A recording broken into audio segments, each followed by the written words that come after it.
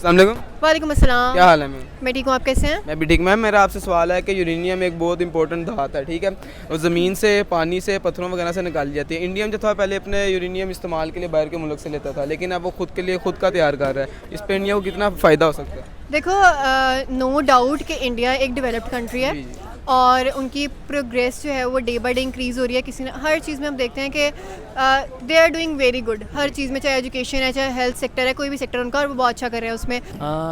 मैं थोड़ा सा आपसे वो एक चीज़ डिस्कस कर दूँ। जितनी भी मेटल्स हैं वो ज़मीन के अंदर से ही निकलती हैं।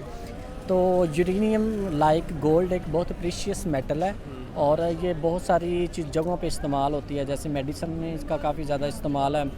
बायोलॉजिकल एसिड्स जितने भी होते हैं उसमें ये काफ़ी ज़्यादा इस्तेमाल हो रही होती है।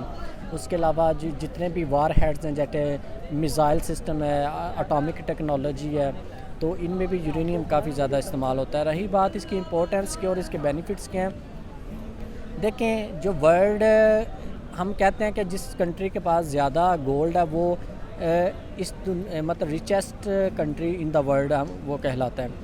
तो ये भी बहुत एक प्रीशियस मेटल है लाइक गोल्ड। तो जितना जिस कंट्री के पास यूरेनियम ज़्यादा होगा उतनी वो अपनी मेडिसिन अच्छी क्वालिटी की प्रोड्यूस कर सकता है। उसके साथ उसके जो वार हेड्स होते हैं, एटॉमिक बॉम्ब्स या मिसाइल सिस्टम है उसका, वो बहुत ज़्यादा अच्छी क्वालिटी के प्रोड्यूस कर सकता है। जब वो अगर इंडिया के पास ज़्यादा चीज़ें ज़्यादा क्वांटिटी में आएंगे तो ज़ाहिर है वो ज़्यादा प्रोडक्शन करेगा। तो जैसे वो ज़्यादा प्रोडक्शन करेगा तो वो इसको एक्सपोर्ट करेगा, बाकी कंट्रीज़ को सेल आउट करेगा। जैसे रशिया कर रहा है, चाइना कर रहा है, यूएसए कर रहा है। तो इससे आपकी जो जीडीपी है, आपकी इकॉनमी वो बहुत ज़्यादा फ्लोरिश कर सकती है।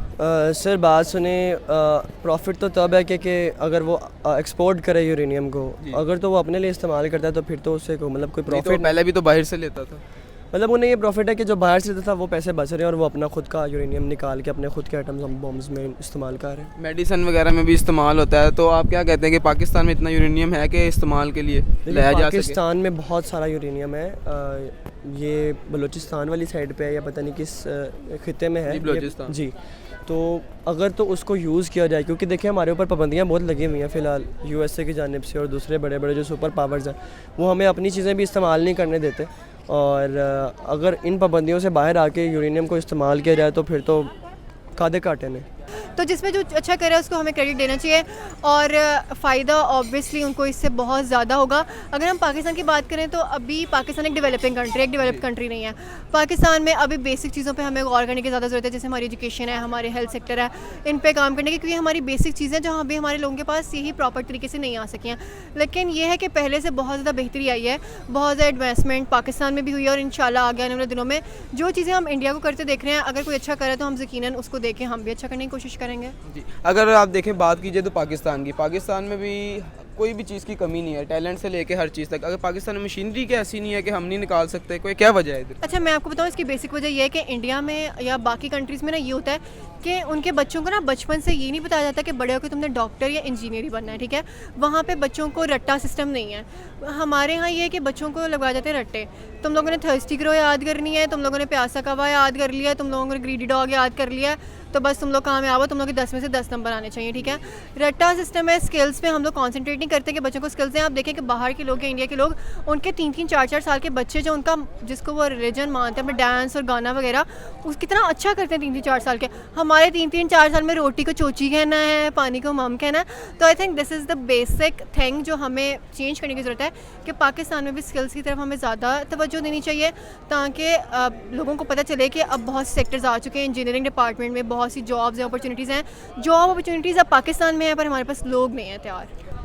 तो हमें अपने मुल्क में ऐसे इकदाम उठाएं कि हम भी मतलब कि इस चीज़ में हिस्सा ले सकें। असल में एक मैं आपको चीज़ डिस्कस करता हूँ। पाकिस्तान में यूरेनियम बहुत ज़्यादा क्वांटिटी में, लेकिन हमारा जैसे इशू क्या, हमारे पास वो टेक्नोलॉजी नहीं है कि हम उसको एक्सट्रैक्ट कर सकें ज़मीन के अंदर से। जी सर। और जो पाकिस्तानी यूरेनियम है, तो जितने भी वर्ल्ड में यूरेनियम सबसे बेस्ट क्वालिटी की पाकिस्तान के जो बलूचिस्तान है वहाँ पे यूरेनियम पानी की बात की है तो समुंदर इधर भी है।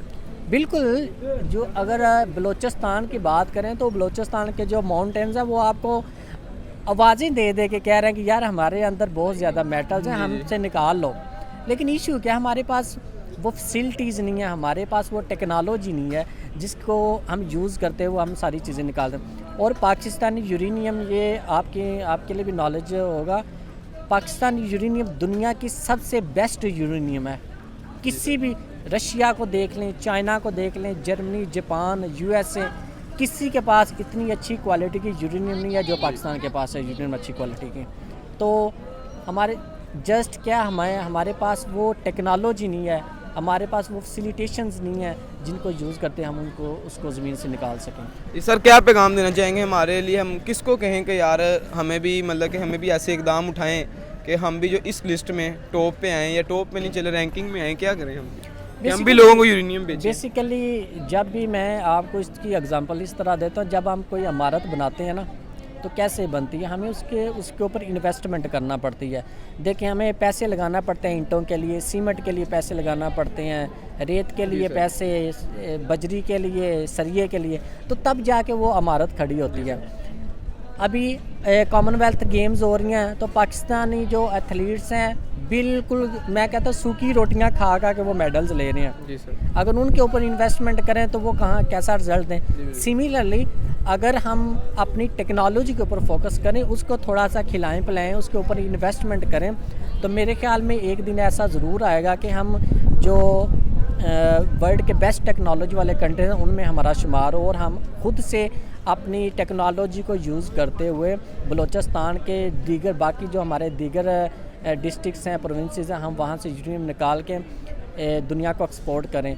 और जब हम खुद निकाल लेंगे उसका बेनिफिट हमें ये होगा कि हमारी यूरेनियम दुनिया की सबसे बेस्ट यूरेनियम में उसका शुमार होता है। किसी भी कंट्री के पास इस तरह की यूरेनियम नहीं है जो अल्हम्दुलिल्लाह पाकिस्तान के पास है। क्या है, टेक्नोलॉजी नहीं है हमारे पास। तो इंशाल्लाह होप्स हो कि अगर कोई गवर्नमेंट कोई ऐसा रूलर आ जाए जो टेक्नोलॉजी के ऊपर फोकस करे, क्योंकि जिस कंट्री ने टेक्नोलॉजी पे फोकस करना है उसने फ्यूचर में सबसे आगे निकलना है, ये बिल्कुल क्लियर कट बात। मतलब वादे ने देखो, जैसे कि आपके सामने कालाबाग डैम की स्टोरी है जी सर, कि अगर हम उस डैम को प्रॉपर यूज़ कर लें या उसको हम कंप्लीट कर लें तो हमें 1 सेकंड की लोड शेडिंग भी ना हो और हमें किसी भी बाहर वाले बंदे के सामने हाथ फैलाने की ज़रूरत भी ना पड़े, हम इतनी बिजली प्रोड्यूस करें कम से कम बिजली के लिए। तो ये है कि हम अपने रिसोर्सेज को इस्तेमाल ही नहीं कर पा रहे, या पता नहीं हमें करने नहीं आते या हम करना चाहते नहीं हैं। ठीक है, तो इसके लिए यही है कि भाई सबसे पहले पाकिस्तान की ग्रोथ को सामने रखें, अपने ज़ाती मफादात, जो लोग बड़े बड़े ओहदों पे फायज़ हैं, अपने ज़ाती मफादात को साइड पे रख के सिर्फ पाकिस्तान के बारे में 2 मिनट सोचें तो आपको पता चल जाएगा कि ये छोटी छोटी चीज़ें अगर हम अपने मफादात को साइड पे रख के इनको पूरा करें तो इससे हमारे मुल्क को कितना फ़ायदा है।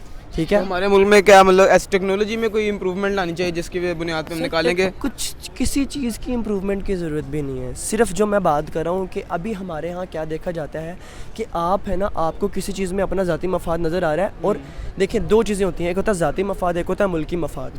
हम क्या करते हैं कि हम अपने ज़ाती मफादात को ज़्यादा तरजीह देते हैं और मुल्की मफादात को हम साइड पर रख देते हैं। ठीक है, हम हमारी तरफ से मुल्क भाड़ में जाए, मुल्क का क्या है, हमें अपनी लैंड क्रूज़र चाहिए, हमें अपना पैसा चाहिए, हमारा प्राइवेट प्लेन होना चाहिए, मुल्क से हमें क्या फ़ायदा है। हालांकि ये लोग जानते नहीं है कि इसी मुल्क में ही इनका सब कुछ है। अगर ये आज ग़ुलाम होते तो मेरा नहीं ख्याल कि इनकी कोई ज़िंदगी होती, कुत्तों वाली ज़िंदगी होती। अगर इन्हें आज एक अच्छा मुल्क मिल गया है तो ये अपने मफादात की खातिर अपने मुल्क को रोल रहे हैं, ये गलत है। इसका ये तरीक़ाकार है कि अपने ज़ाती मफादात को साइड पर रखा जाए और देखा जाए कि मुल्क के लिए क्या बेहतर है, या ना देखा जाए कि आपके लिए क्या बेहतर है। जब आप इस चीज़ को फोकस करके आगे बढ़ेंगे तो इंशाल्लाह तब किसी टेक्नोलॉजी की, किसी चीज़ की आपको ज़रूरत नहीं पड़ेगी। जिस टॉपिक के हवाले से कोई पैगाम देना चाहिए हम? पैगाम मेरा यही है कि जिस तरह से वो काम कर रहे हैं, दे आर डूइंग गुड, अल्लाह ताला उनको और कामयाबी दें, और इंशाल्लाह पाकिस्तान भी आने वाले दिनों में इससे भी बहुत अच्छे अच्छे प्रोजेक्ट्स करेगा और इससे ज़्यादा अच्छा काम करेगा इंशाल्लाह। शुक्रिया मैम।